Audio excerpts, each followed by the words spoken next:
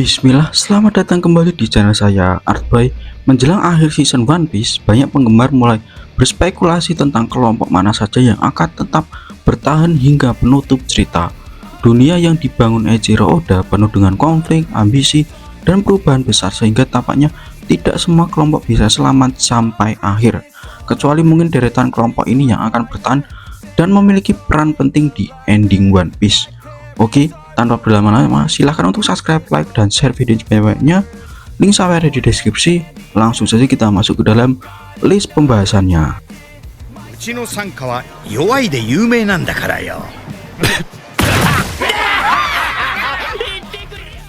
Kelompok bajak laut topi jerami adalah kelompok paling pasti bertahan hingga akhir cerita One Piece. Sejak awal kisah One Piece memang berpusat pada perjalanan Monkey D. Luffy dan krunya menuju Laut Tale untuk menemukan One Piece. Seluruh alur besar dunia One Piece selalu bergerak mengikuti langkah kelompok ini, sehingga keberadaan mereka di ending hampir tidak terbantahkan.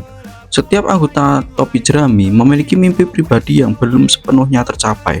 Luffy ingin menjadi seorang raja bajak laut, Zoro ingin menjadi pendekar pedang terkuat, Nami ingin memetakan seluruh dunia, dan mimpi besar lainnya juga masih menunggu. Ending One Piece kemungkinan besar akan memperlihatkan semua mimpi tersebut tercapai, yang berarti kelompok ini tetap utuh hingga akhir cerita benar-benar selesai.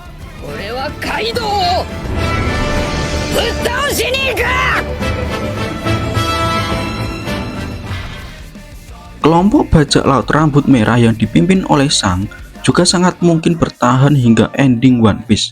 Sang adalah figur kunci dalam dunia bajak laut dan memiliki hubungan langsung dengan Luffy sejak awal cerita.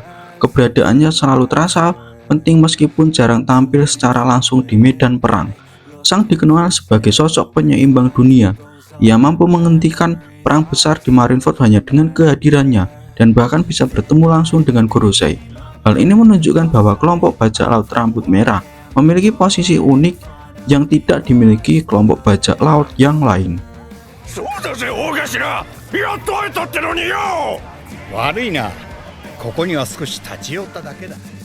Kelompok bajak laut Kurohige adalah salah satu kelompok yang paling berpotensi bertahan meskipun dengan resiko besar.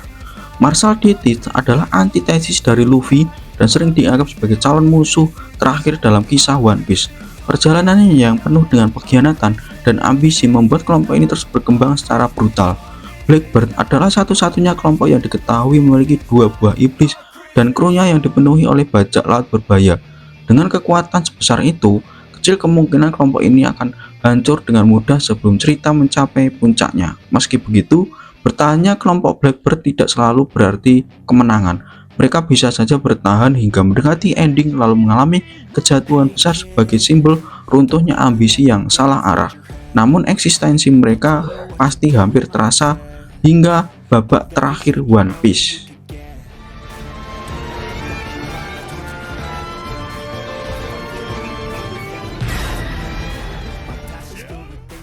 Pasukan revolusioner, kelompok yang sangat besar kemungkinan masih bertahan di ending One Piece. Kelompok ini dipimpin oleh Monkey D. Dragon yang memiliki tujuan utama untuk menjatuhkan pemerintahan dunia. Tujuan ini sejalan dengan arah besar cerita yang perlahan membuka kebusukan sistem dunia yang sudah berdiri hingga ratusan tahun. Sejak awal kemunculannya, pasukan revolusioner digambarkan sebagai kekuatan jangka panjang. Meski tidak bergerak sembarangan, melainkan menyusun rencana secara perlahan dan strategis. Hal ini menunjukkan bahwa mereka memang disiapkan untuk hadir di fase akhir cerita, bukan hanya sebagai ancaman sementara.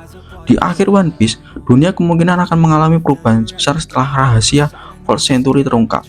Pasukan revolusioner hampir pasti menjadi pihak yang membantu membentuk sistem dunia baru, baik secara langsung maupun tidak langsung setelah kekuasaan lama runtuh.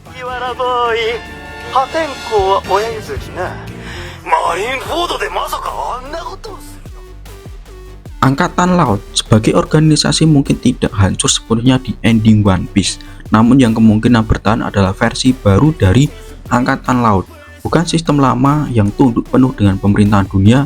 Karakter seperti Koby, Smoker, dan Fujitora menunjukkan arah perubahan dari dalam. Koby secara khusus sering digambarkan sebagai representasi Angkatan Laut yang adil dan manusiawi.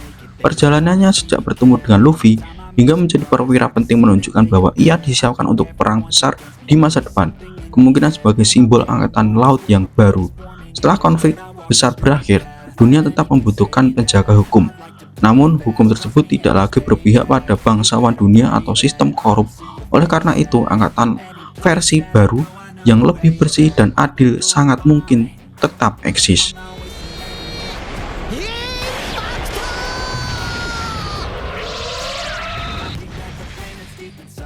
Cross Guild, kelompok yang unik dan sangat mungkin bertahan hingga akhir cerita, dipimpin secara simbolis oleh Buggy namun dengan kekuatan nyata dari Mihawk dan Krokodil.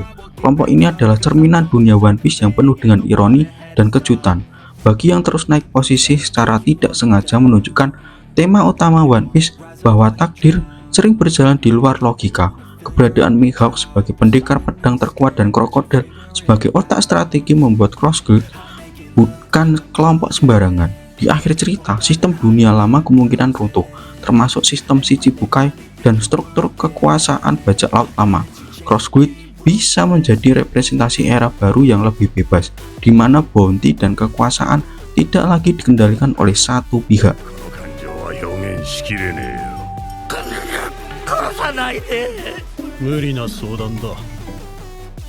Armada besar topi jerami adalah salah satu kelompok yang sangat masuk akal untuk bertahan di ending One Piece. Kelompok ini terbentuk setelah insiden Dressrosa dan terdiri dari 7 armada bajak laut yang secara sukarela bernaung di bawah Monkey D. Luffy. Mereka bukan bawahan langsung tetapi sekutu yang setia. Keunikan armada topi jerami terletak pada kebebasan mereka. Setiap kapten tetap menjalankan kru masing-masing namun siap membantu Luffy kapanpun dibutuhkan. Struktur seperti ini sangat cocok untuk dunia baru setelah konflik besar berakhir karena tidak tergantung pada sistem kekuasaan tunggal. Dalam banyak narasi One Piece, Oda sering menekankan bahwa pengaruh Luffy jauh lebih besar dari yang ia sadari. Armada ini adalah bukti nyata dari pengaruh tersebut. Di ending cerita, mereka bisa saja menjadi simbol era bajak laut baru yang lebih bebas dan penuh dengan solidaritas.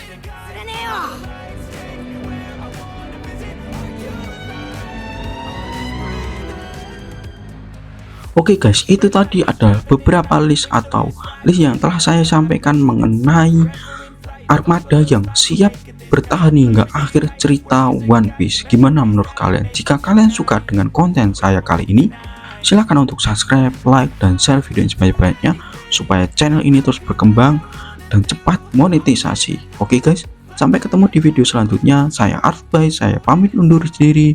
Sampai ketemu di video selanjutnya. Bye bye guys.